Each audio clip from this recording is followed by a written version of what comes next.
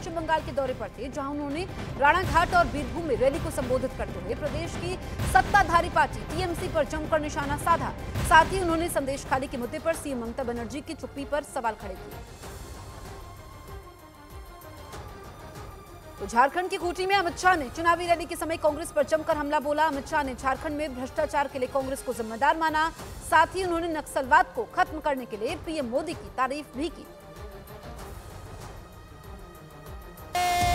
माता की, भारत माता की, वंदे वंदे। लोकतंत्र का सबसे बड़ा पर्व चुनाव, वो भी लोकसभा चुनाव। सियासी गलियारों से लेकर आम रास्तों तक हर तरफ गर्माती सियासत और चुनावी जनसभाओं में चलता बयानबाजी और निशानों का दौर। पश्चिम बंगाल दौरे पर पहुंचे केंद्रीय गृह मंत्री अमित शाह ने तृणमूल कांग्रेस और ममता बनर्जी पर जमकर निशाना साधा। शाह ने कहा कि टीएमसी का मतलब तुष्टीकरण, माफिया और भ्रष्टाचार है। उन्होंने ममता सरकार को भ्रष्टाचार में नंबर 1 बताया। साथ ही तल्ख लहजे में कहा कि बीजेपी की सरकार भ्रष्टाचार करने वालों को सलाखों के पीछे पहुंचाकर ही रहेगी।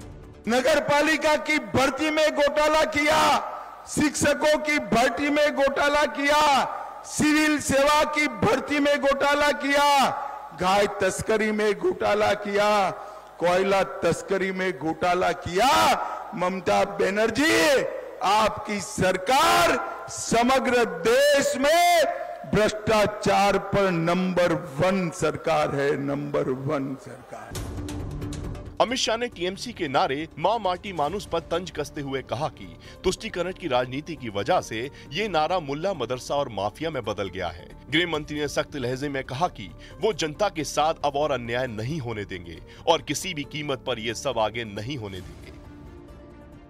मां, माटी और मानुस, ये नारे के साथ ममता बनर्जी बंगाल की मुख्यमंत्री बनी और देखते देखते तुष्टीकरण में मां, माटी और मानुस का नारा मुल्ला, मदरसा और माफिया में बदल गया।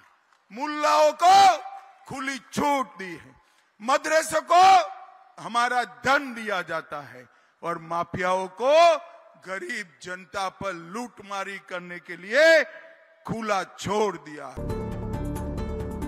शाह ने बंगाल में 30 सीटों पर जीतने का दावा किया। उन्होंने कहा कि इस बार लाल मिट्टी पर भगवा तूफान आने वाला है। साथ ही उन्होंने ममता बनर्जी को चेतावनी देते हुए कहा कि इस बार उनका जीतना नामुमकिन है। हमारे बंगाल को सोनार बांग्ला बनाना है तो इसका एक ही रास्ता है, इस बार 30 से ज्यादा सीटें कमल के निशान पर जिताकर मोदी जी को दे दो। मोदी जी बम धमाके भी बंद करेंगे, भ्रष्टाचार भी बंद करेंगे और सीएए भी देने का काम नरेंद्र मोदी जी करेंगे। अमित शाह ने चुनावी सभा के दौरान बंगाल की माताओं और बहनों को आश्वस्त किया कि उन्हें अब चिंता करने की जरूरत नहीं है। संदेशखाली के गुनहगार को उल्टा लटकाकर सीधा करने की जिम्मेदारी अब बीजेपी की है। चुनावी सभा के दौरान संदेशखाली घटना का जिक्र करते हुए गृह मंत्री अमित शाह बंगाल सरकार पर हमलावर नजर आए। उन्होंने धर्म के आधार पर सालों से बंगाल में महिलाओं के शोषण के लिए ममता बनर्जी को आड़े हाथों लिया। ममता बनर्जी को शर्म आनी चाहिए। एक महिला मुख्यमंत्री रहते हुए सालों तक धर्म के आधार पर महिलाओं का शोषण किया गया, उनके ही नेता ने किया। मैं आज बताना चाहता हूं, सीबीआई जांच कर रही है। बंगाल की माताओं बहनों को चिंता करने की जरूरत नहीं है। संदेशखाली के गुनहगारों को हम उल्टा लटकाकर सीधा करने का काम ये भारतीय जनता पार्टी करेगी। अमित शाह ने बंगाल के लोगों से आह्वान किया कि बीजेपी को जिताकर बंगाल को सोनार बांग्ला बनाने में मदद करें। गृह मंत्री अमित शाह चौथे चरण के चुनाव से पहले नदिया जिले के राणाघाट लोकसभा सीट से बीजेपी प्रत्याशी के समर्थन में चुनावी रैली को संबोधित कर रहे थे।